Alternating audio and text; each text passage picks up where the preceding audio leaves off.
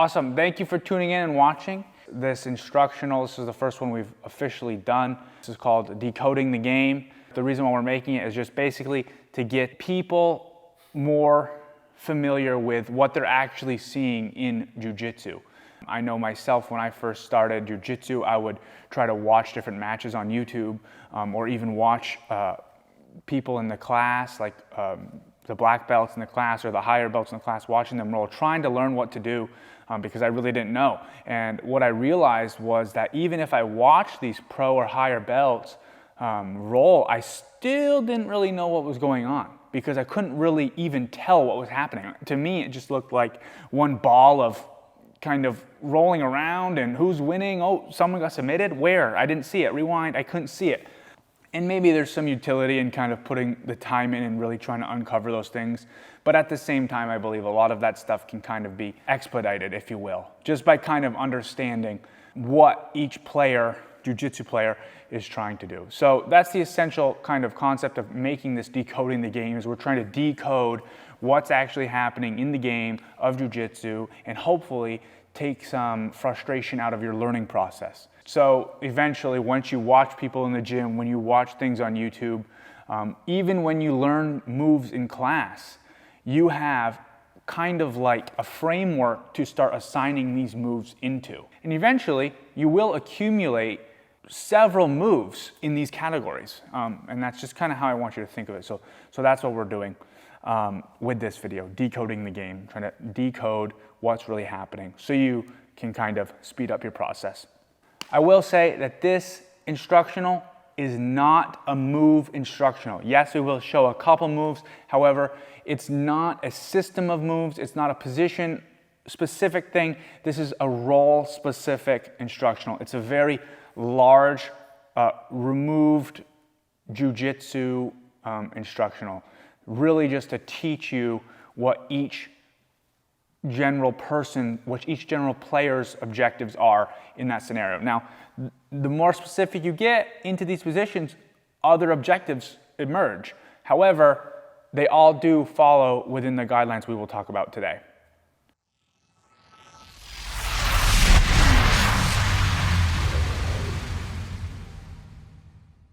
We're going to break this instructional down into 3 general roles. The first role being the top player. The second role, obviously, must be the bottom player, because if you have a top player, you have a bottom player. And the third role is a bit more of a spectrum. It's a bit more of an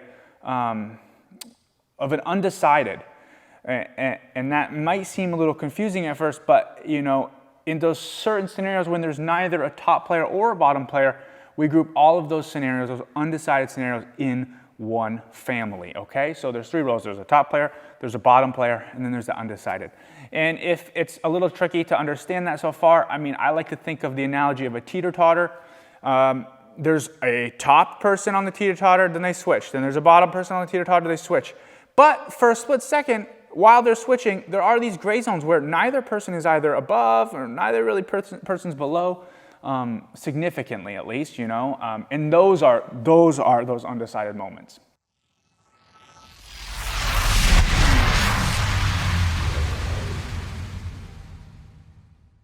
First, we're going to talk about the undecided exchanges, okay, or the undetermined exchanges. This just these teeter-totter moments where neither one person's above or below. And when I say above or below, I'm strictly referring to height, where no one's technically has the high ground on each other. Where do they come up in jiu-jitsu? They're a lot of places. Certain rule sets will determine what you can do. Do you have to wrestle first, or are you allowed to pull guard in jiu-jitsu? So there are some influences of these things. They also happen when you're kind of scrambling. Maybe you're trying to hit a sweep or a reversal of some sort, and it turns into this flurry of battling for high position. And that's what everyone's pretty much trying to do, is battle for high position. And typically whoever has higher body position in those scrambles or wrestling exchanges will win. There are a couple things that can influence these wrestling scenarios too. Okay, the first one is strategy. Strategy right out of the gate. If you know you're on your feet, you can immediately have in your strategy to pull guard. And without even the other person's consent, just you pulling guard, if the rules allow it, can immediately influence that undecided position. Now, you're a bottom player, but you've completely chosen what to do. Another thing that can influence these positions is skill. So depending on your background, like you might have a very strong wrestling background. You might have wrestled a bunch of your life and now you're getting into jiu-jitsu a little bit later in your life and bring a really wrestling heavy style towards jiu-jitsu. So that can definitely influence how these scrambles and undecided exchanges play out. And the third thing, if you have two people who are fairly equal in skill, fairly equal in background, and have a similar strategy where they're both, mutually agreeing to wrestle, the final thing that can determine this is effort. And literally, I've seen people, if they're neck and neck, just someone who tries a bit harder actually can have quite a bit of impact in how these things turn out. Even if it's just getting up faster, you're both tired. Whoever gets up faster can really, really influence how the rest of the match plays out. So that kind of brings me into, well, okay, this is lovely, these undecided exchanges, but what really does it matter? Like, what does this mean, okay? Well, I like to think of this as, if you ever watched those old survival shows, like growing up, it was like Bear Grylls Survival, where they take him in a helicopter, they fly him off to a place and they drop him off, and based on where they dropped him off, determined on what he did first in order to survive, okay? The location that he landed in kind of brought up what he was supposed to do first for success, okay? And that's the same kind of thing with these wrestling exchanges. For this Bear Grylls example, if they dropped him off in the desert, the chances are he was gonna look for water or something, If they dropped him off in a forest where there's lots of water, chances are he'd look for shelter perhaps, because he knows the night's coming, he's got water, he needs to get under cover. Maybe if he was in a cold place, he'd look for something to build a fire with. Okay, so regardless, he's just getting dropped off in a new location. However, the location that he's in determines on what he does next. And that's how these wrestling exchanges unfold. You could wrestle with somebody and boom, the wrestling undecided exchange settles, and you have this new location you're in. Well, how you landed and where you landed is going to determine what you do next. Wrestling exchanges could be influenced by strategy, skill, and effort, but also wherever you land, whether top or bottom from these undecided exchanges, this teeter-totter, whenever the teeter-totter lands, that determines what you do first.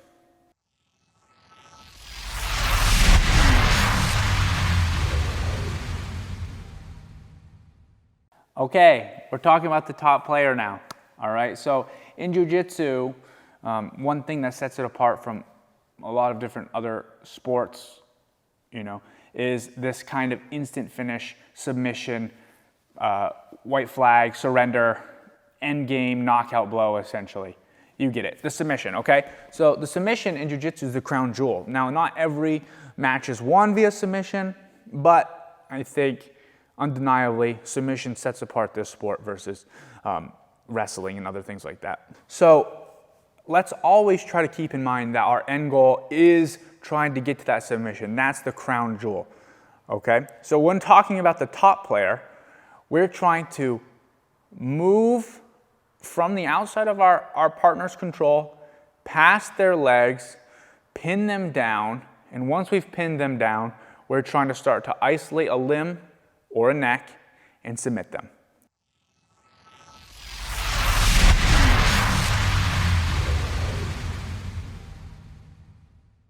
Spin you around. I'm outside of Jesse's guard. Guys, this is his guard. From here to his feet, this is his guard. I'm outside of his guard. I'm trying to go. I'm going to try to get around the guard. I'm going to try to pin him down in various ways. I can pin him like this as well. And then I'm trying to isolate a neck, an arm, and get the tap. Good. Submission, okay? That's scenario one. That's the furthest, you can stay right there. That's the furthest I have to travel. From completely outside of his contact, past his legs, to the pin, to an isolation and a submission. Okay? If we're wrestling and we get to the mat and I'm outside of Jesse's guard, I need to do that entire That entire journey that I just went on, where I'm outside, I pass his legs, I pin him, and then I isolate and submit. I have to do that entire thing to get to my goal, the crown jewel. You never want to start skipping steps. If I land outside of Jesse's guard, or let's say I land in Jesse's guard, perhaps in a closed guard here, because sometimes you can land in this, whether we've wrestled here or he pulled me here. If I'm here, I can't neglect getting around Jesse's legs, passing his guard and pinning him. I can't just start trying to hurt his arm from here. It's a very, very, very, very low percentage of me trying to submit him from here. If anything, we'll talk about the bottom player, but if anything, I'm basically baiting Jesse to submit me from here. If I'm prioritizing submission from here, this is not going to work. I need to go back to my journey. I need to get out of the legs. I need to go past the legs, pin. And once I pin, then I can submit him. Okay? So the moral of the story is you can't skip the journey. You have to go through the whole journey.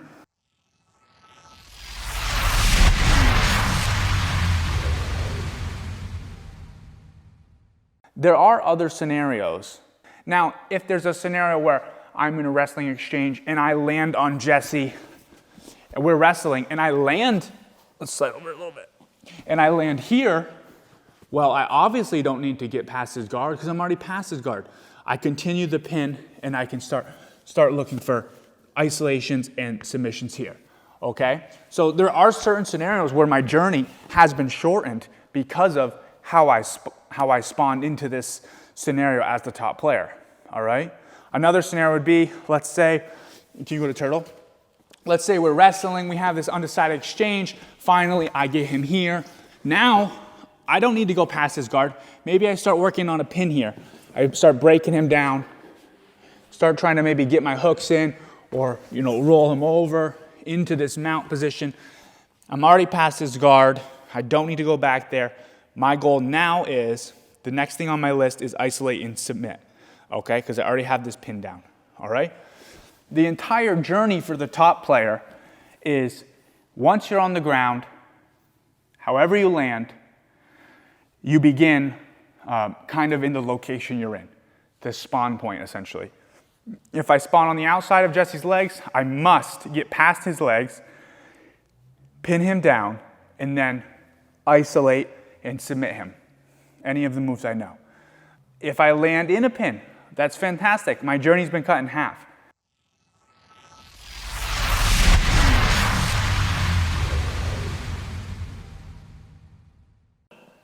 I could end up just landing in mount on Jesse. If Jesse is to put me back in like a half guard or something, yep. So he just put me back in a half guard. I need to get past his legs because he's brought me back a step, okay? I cannot choose to ignore what he's done. I have to accept it, and I have to work my way back out and get to a pin before I can start going for submissions, okay? If I'm at a certain part of the journey, however I got there, if I earned it or if we went to the mat that way, and Jesse brings me back a step and puts me back in guard, I need to address it from that position. I cannot start trying to submit him. I need to say, wow, now I'm between his legs. I need to get out of his guard. I need to pass his guard and then continue down my journey, okay? So sometimes in your journey you can make some progress and you can have a setback, okay? And they can make some progress back on you. So there's kind of like this unsaid tug of war. You cannot skip the journey, okay? Certain wrestling scenarios will allow you to have skipped the journey when you land. So in the previous segment, we were talking about these undecided exchanges when you're kind of in that gray zone. Well, if you feel like you're winning the exchange and you're about to go to the mat and you can pass the guard on your way down, that might save you some time in your journey. But once you're on the mat, you have to obey that journey, okay?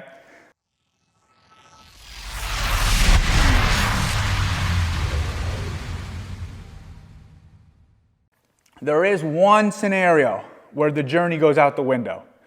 And from this theory, if Jesse's on his back and I'm outside his guard, I should be passing his guard and I should be pinning him down and looking to isolate. There's one scenario where that doesn't apply, and that's jumping right onto a leg lock, okay? I've literally said, nope, I'm not passing your guard, and I'm going straight for the submission. Guys, this is the only outlier. Everything else needs to obey the others. This, jumping right for the leg lock, it's the outlier to this theory, okay? You can jump straight to leg locks from guard. Now, that brings up this little leg lock ramp. Ideally, the person who's watching this is new at jiu-jitsu. They're trying to just figure out what they're seeing, okay? And there's a good chance you're gonna see some leg locks. They're gonna look incredibly confusing, especially if you're watching YouTube. It's just gonna look like a tangle of legs. You're not gonna know who's really winning the exchange. But if you were to try to make it to blue belt without ever witnessing a leg lock or seeing a leg lock or having one even done to you, that's very unlikely in today's day and age. It's without a doubt a huge part of the jiu-jitsu game, the modern jiu-jitsu game. So I think everyone should be familiar with leg locks, be comfortable with leg locks. They should have experienced and have some experience with leg locks. Now, the words that I'm saying all need to be done safely, okay? And when I'm saying having an experience with leg locks, I don't mean just going up to your partner, jumping on a leg because it's a leg, and this is how I break a leg, right? And just start pulling on it. That's very dangerous for you and also your partner, okay? So I recommend a couple things here. You need to have some kind of responsible knowledge about leg locks. You need to know kind of what you're doing. You don't need to know everything. You don't need to have every position memorized. Know a basic straight ankle lock position, and we're not getting into the moves. This is just some advice. Know a basic straight ankle lock position, get there, but also make sure your partner knows the position too. Because a lot of guys freak out when you put them in a leg lock control that they're not used to, and you might not even have a submission on them, but they might react as if their world's ending and they're flailing to get out. And a lot of the times when they jerk out and explode out of these leg locks, even if you don't have a submission, even if you're just holding it, it can really damage their knee because they didn't know they didn't even know they were not in danger. You know, they thought their leg was going to get torn off, and it wasn't. But because they reacted because they didn't know, it did. So a lot of the times, make sure your partner also kind of has a basic knowledge. A third little tip that I like to use is if I get someone in a leg lock and we're both new, and I hop on Jesse's leg, and neither of us, and he doesn't really know what's going on, and he's kind of like, oh, wow. I don't go for the submission. I just like to hold the position for about 3 seconds. Just hold the position, make sure he can't wiggle, I'm holding it, okay? And then I move on to just doing regular jiu-jitsu. I go back to my journey where I'm trying to pass the guard. And the reason I do this is because a leg lock's all about really just kind of controlling them. You have to control them. So just because you're on someone's leg doesn't necessarily mean you get the leg lock. Most of my leg locks I've been using to get into wrestling exchanges now anyways. So my point is, don't shy away from the leg locks, but do them very safely and very responsibly, okay?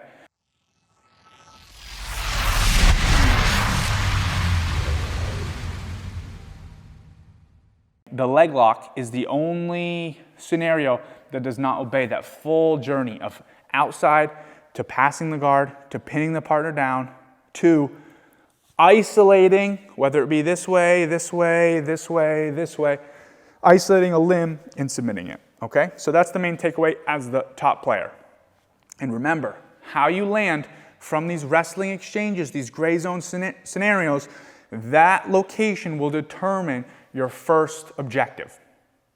Do not be the guy who's saying, screw the journey, in the guard, trying to reef on your partner's arms. In the chance, there's a very small percent of chance you're even going to submit them there. In the chance something does happen, you might actually hurt them and injure them. But most likely, probably 99% of the time, you're just going to cause them some kind of pain, and then they're going to get out and beat you up, I'll say. So like here, come here a little bit more. So if I'm here, and I'm going to say, skip the journey, and I'm just going to try to wrist lock Jesse, he's probably going to, just armbar me from here realistically. He's going to get out of this pain.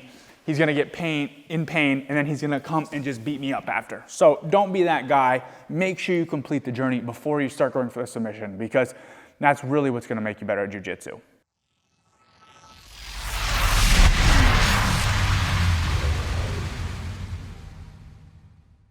We're gonna start talking about the bottom player, the bottom player's role in this whole kind of jiu-jitsu theory, all right?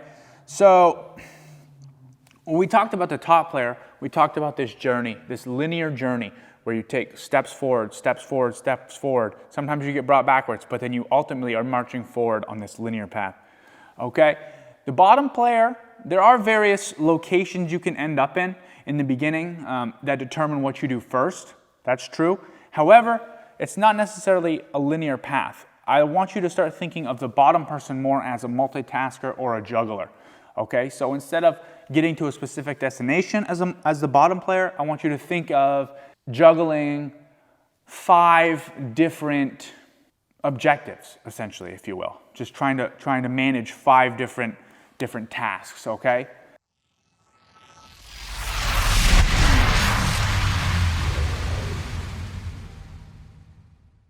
Getting distance with your legs. Just go on your knees for a second, Jesse. Getting distance with your legs, okay?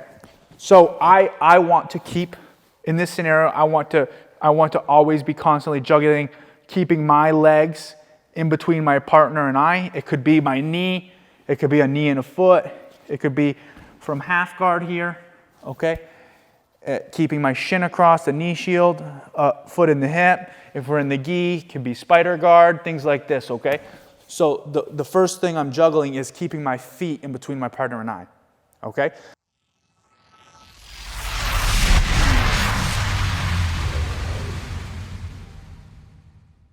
The second thing I'm juggling here is I'm manipulating my partner's balance, trying to get them to put their hands to the ground, trying to get them to tip over, or not to tip over, but just trying to kind of pushing him a little bit, getting him to have to worry about staying upright or else he would fall over.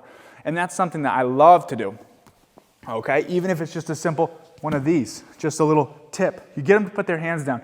That's another priority. There's another objective that I have to try to juggle, okay? Off balancing your partner, all right?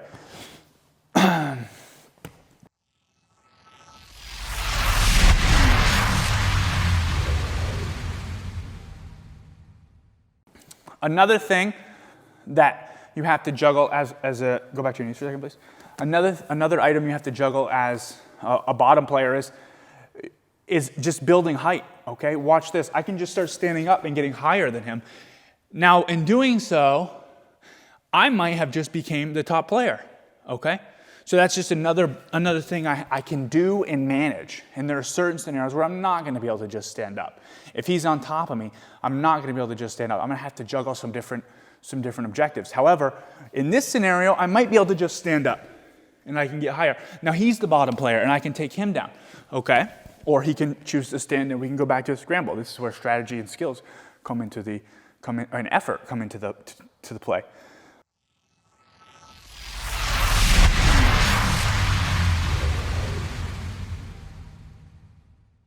Isolating and submitting, okay? Just because I'm on bottom doesn't mean I'm on defense, okay? I can isolate and submit from here, okay? And being on your back isn't necessarily a bad thing. Many people isolate and submit from here, where you can get taps, arm bars, a lot of great finishes from this guard and other guards as well. But isolating and submitting is also another objective that you can do as a bottom player.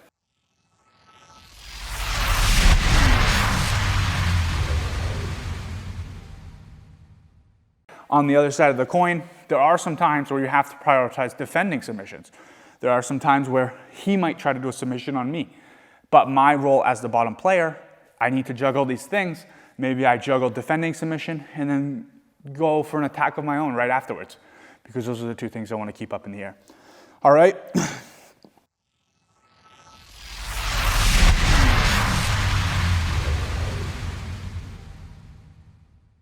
So the location of where you land will determine what things you're going to juggle. Another thing that determines what things you're going to juggle, what objectives you're going to juggle, are kind of your own style perhaps things that work good for you as the martial artist, how you like to express yourself, some body movements that feel good for you, but also different preferences you have or different positions you choose to play. So I like to play butterfly guard a lot. Jesse's on his knees. So here, a ball I might juggle. I might juggle getting up higher and building height. I'll probably juggle that. I'll also probably try to juggle attacking chokes myself. And I'll also try to juggle off-balancing my partner. So I'll start off-balancing him and start sweeping over. I love that butterfly sweep, sumigeshi sweep, okay? So there's 3 of the 5 balls that I'm choosing to juggle, and you can just juggle those 3 balls there and build a little game out of that, a little guard. If he comes at me, maybe I take him this way, boom. If he goes away from me, maybe I stand up. If he comes at me again, boom, maybe I stuff him into a choke. Okay, so this is kind of how it works. This is what the bottom player's job or role is, okay? Another scenario, maybe I might be in half guard. Maybe I might prioritize bumping my partner over. Maybe I might prioritize putting my legs in front, making some space, pushing my partner away, okay? Basically what I'm trying to get out of this is some things that influence what balls you're juggling are as you as a person, what you like to do, how you like to move, things that are easier for you, okay? Preferences. Another thing, just nature of position. Each position kind of has its own superpower, and you'll discover that as you do jiu-jitsu more. And what that position's superpower is for me might not be the same for Jesse. Jesse might have a different superpower from half guard, whereas I like to arm drag and get to the back or something like that. Jesse might like doing something different. All right, so positions, personal preference, and location of how you land and how you hit the mat are totally going to tell you which balls you should be juggling at that moment. If you're the bottom player and you find yourself that the top player is past your guard and you're wondering, well, what do I do now? Where do I start what do I do? I'm gonna have to ask you to be mindful of really what's going on. Are you being immediately threatened by a submission? Is your arm getting taken away from your body? If so, defend that, okay? Is your neck getting crushed because someone's putting on their elbow in your throat? If so, defend that, okay? But if for the most part they're just laying on you, okay, I would really, if there's no immediate threat and they're just laying on you, I would say start looking for off balances, getting them to put their hands on the floor to correct their balance. And just by doing that, just the nature of doing that will open up space for you to juggle another ball, which is making space with your legs. Okay, so obviously, let's just look at this real quick. If I'm laying here with Jesse, Jesse starts going for some kind of so he's getting my arm further away from my body. He's starting to isolate and submit. I need to defend this. I need to get this back. I need to get this away from Jesse and get this back to a safe spot. Or at least a place where he can't reach it as easy as he was before. Ideally it would be in here, tucked inside. But even so, there's many times where someone's going for my arm and I just try to hide it. I'm not trying to hold them down to me. I'm just trying to hide it and buy myself some time, okay? So that's an immediate defensive reaction. But if my partner's not doing any real attack on me, I'm gonna try to start to make some space, okay? And the way I make space is not with my upper body. The way I make space is I start using my lower body to bump him and bridge myself into him. And he has to move out a little bit or else he will fall over. He really will. And sometimes they just fall over and that's where you get up. But in this scenario, I've off-balanced him, just getting to put his hands down, just to make a little bit of space where I can start bringing my lower body back in and putting him further away on his journey. Now he has to get past my legs again. Now I'm inside here. Now I'm back here. Now I'm pushing him away with the first ball that I'm juggling. Now I'm sitting up. Now I'm building height. Now I'm attacking him. Now I'm on his.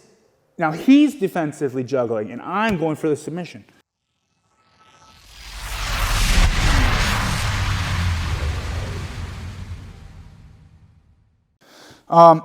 Specific moves. We're not teaching specific moves in this. This is just a rough outline. However, when you're learning moves in class or on YouTube, I would advise you to keep these 5 things that you're juggling in your mind and see where they apply within something you see. So just a prime example of what I'm talking about here. If I'm on my back as the bottom player and Jesse's in side control as the top player, okay? So look at, my legs are completely out, okay? I need to get my guard back. I'm going to do an escape here, okay? Let's just rotate a little bit like this. Okay, good. So I need to do an escape here. So I'm going to get my hands into his armpits. I'm going to start off-balancing my partner. Boom, I off-balance my partner, okay? Next step, I might start juggling, getting my knees in. As he comes back towards me, boom, I put my knees in, okay? So now that's 2 balls I've just juggled in one move. Now, you might even start seeing people start attacking their opponent here. Boom, start slapping triangles on your opponent. Okay, so this is attack in isolation. And he might pull out here. Pull out, I might start building height, getting away from my partner, wrestling up. Okay, so that's just an example of how one move can have several different components into it. And it's your job to just kind of be aware of what's going on. Say, oh, wow, rewind it, maybe say, oh, yeah, he off balance. Every escape I've noticed always starts with an off balance. That's how they make the space. Well, there you go. That's one of the balls. That's a priority in juggling when you're trying to escape a certain scenario. So just little things like that, I would encourage you to kind of view your jiu-jitsu, whether it be a YouTube instructional, a YouTube competition, or even a lesson from your instructor. View them with those 5 juggling attributes, including defense, because there are many times you have to juggle and prioritize defending yourself to escape something. And that's okay, it's just one of the balls. In certain positions, we'll call for that defensive priority, and that's just part of your role as a bottom player. No matter what, if you're the bottom person, if you're watching a bottom person, they're juggling those 5 things, okay? If there's an immediate threat of danger, they're gonna be pretty much prioritizing that defense ball, okay? They can't let it hit the floor. If they let that hit the floor, they're gonna get submitted, okay? If they have that ball in the air and it's not really that big of a problem, they're gonna start prioritizing getting the person off balance, getting the top player to do this, just to catch their balance. And once they do that, that's where the space opens up for them to get their bigger bones in there and start moving them away.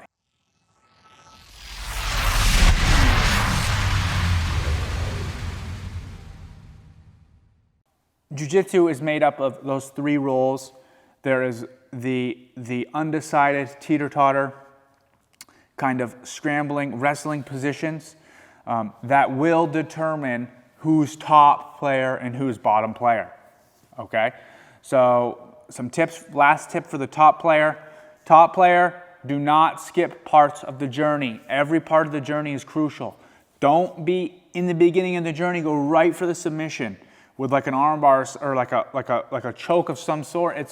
It's just not gonna work, okay? You have to address each step of the journey to be successful, getting this crown jewel of the submission, okay? Bottom players, don't overlook the element of tipping someone over and just getting them to put their hand down.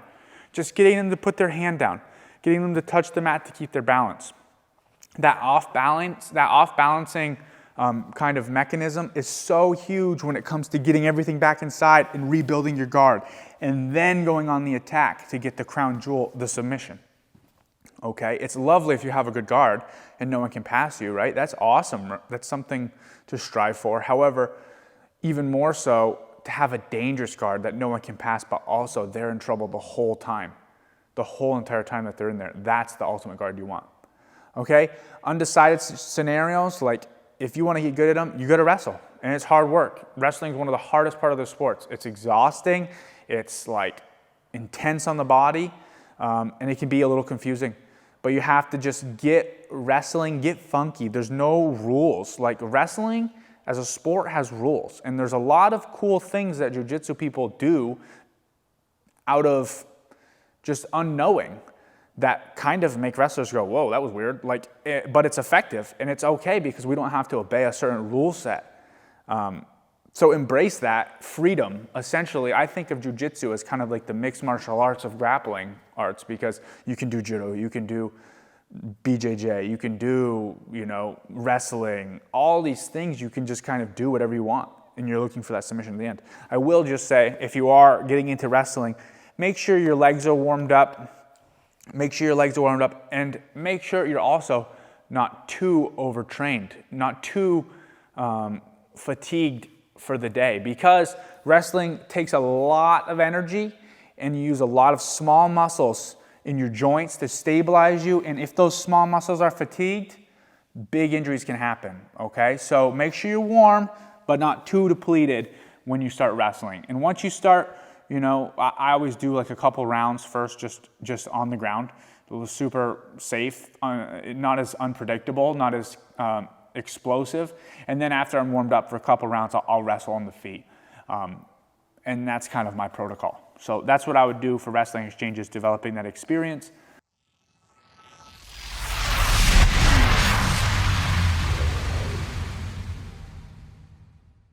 Yeah, I guess I just have some other beginner advice for jiu-jitsu in general. The first thing is, jiu-jitsu can be frustrating when you're first learning, okay? But once you make it over that hump, it becomes like so fun, immeasurably fun. And literally that hump was a little bit for me in white belt, a little bit for me in middle of my blue belt.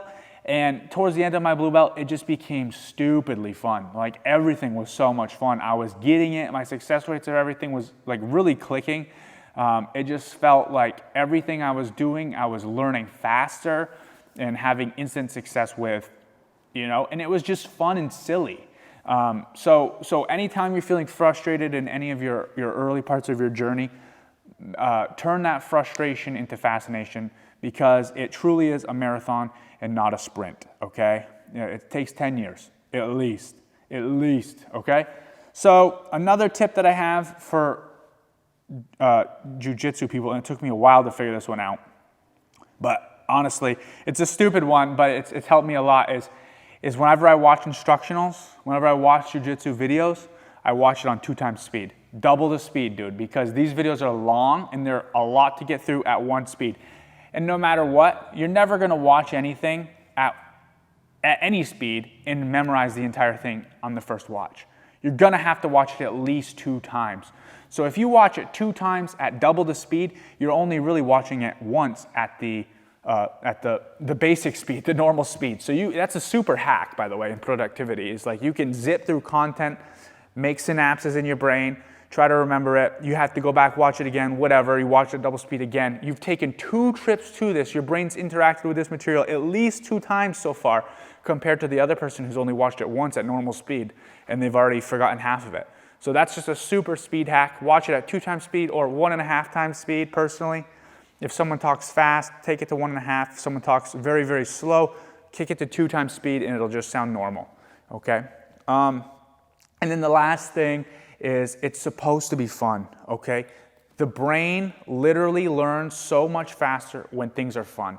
And every time and this is actually something I hadn't really thought much about, but I saw how much it applied as my jiu-jitsu kind of experience unfolded, is every time I'd get a stripe, every time we'd have stripes in the gym, our black belt, Trevor, would always, he'd give out stripes and when you earn them, obviously. And so he'd give out stripes, and I'd hear him giving out stripes to people, and he'd be like, oh, make sure you work on this, or oh, check out this, work on this. And these are people that I was white belts with, and he's like, make sure you do this. But every time I got a stripe, he would say, yeah, just keep having fun.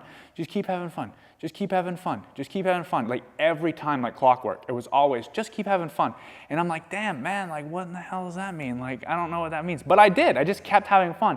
And truthfully, I really think that alone helped me so much. So if you can keep jiu-jitsu fun and having fun and kind of having this sense of wonder and like curiosity and fun and joy behind it, you will just naturally, you'll want to be at every class. You'll want to suck up everything that you can. You'll get fascinated with jiu-jitsu, and it truly will, just without a doubt, be fun.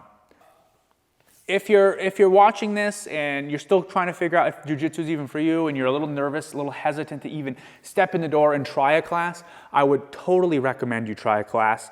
The hardest class you'll ever do is your first one.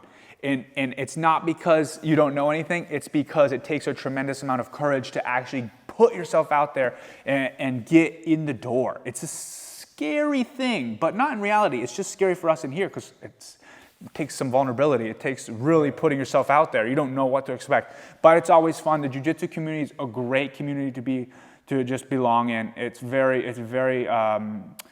gives you a lot of purpose, and it's a very accepting community. Yeah. So anyways, also, if you found this video helpful at all and you got anything out of this video, please, I would ask you to share this video, pass the word around. I'm sure there's tons more people who will get little aspects of this, even if it's just a little grain, a little nugget of something that'll help them on their jiu-jitsu journey. That's what our goal is to help them speed it up and make some kind of aha moments and discoveries in their own jiu-jitsu. But also, I would also ask that you like and subscribe to this video. Our plan is to continue to make some more content, entertainment or educational, anything that you guys want, whatever you're working on or whatever you need help with, we'll try our best to help you. So thank you very much for watching, and we'll see you around.